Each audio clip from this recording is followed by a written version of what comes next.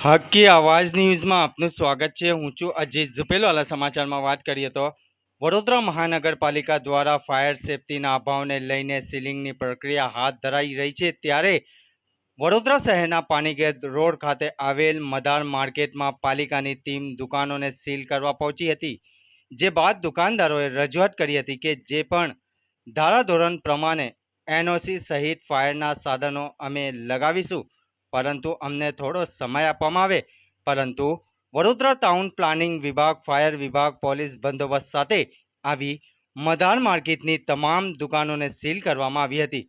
જ્યારે આ દુકાનોમાં સાડીઓ, ડ્રેસ મટીરિયલની દુકાનો આવેલ છે, જેમાં ઉપર લોકો રહેઠાણ કરે છે।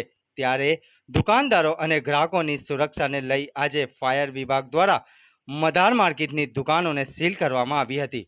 રિપોર્ટ રૂઝે બરબ।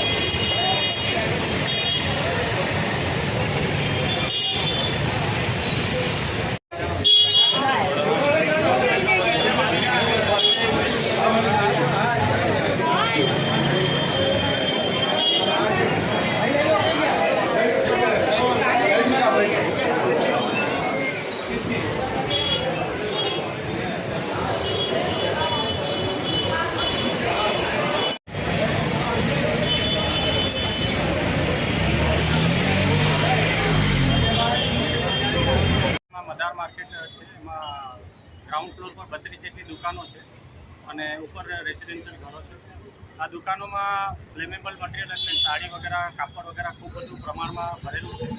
ટાઉન ડેવલપમેન્ટ દ્વારા અને ફાયર બ્રિગેડ દ્વારા બિલ્ડિંગમાં અગાઉ નોટિસ આપી હતી અને આજે આ નોટિસનો કોઈ ગંભીરતા ન લેતા બિલ્ડિંગમાં વેપારીઓની સુરક્ષા માટે, ગ્રાહકોની સુરક્ષા માટે, ખાસ બિલ્ડિંગમાં જે પરિવાર રહેશે તેમની સુરક્ષા માટે ફાયર પ્રોટેક્શન સિસ્ટમ વસાવવા માટે આ બિલ્ડિંગ અત્યારે સીલ કરવામાં આવી છે ટાઉન ડેવલપમેન્ટ દ્વારા। ફાયર બ્રિગેડ એમની સાથે મદદમાં હતા અને જે વેપારીઓ છે એમને પણ આ બાબતમાં ગંભીરતા લઈ અત્યારે સહકાર આપ્યો અને આ બિલ્ડિંગ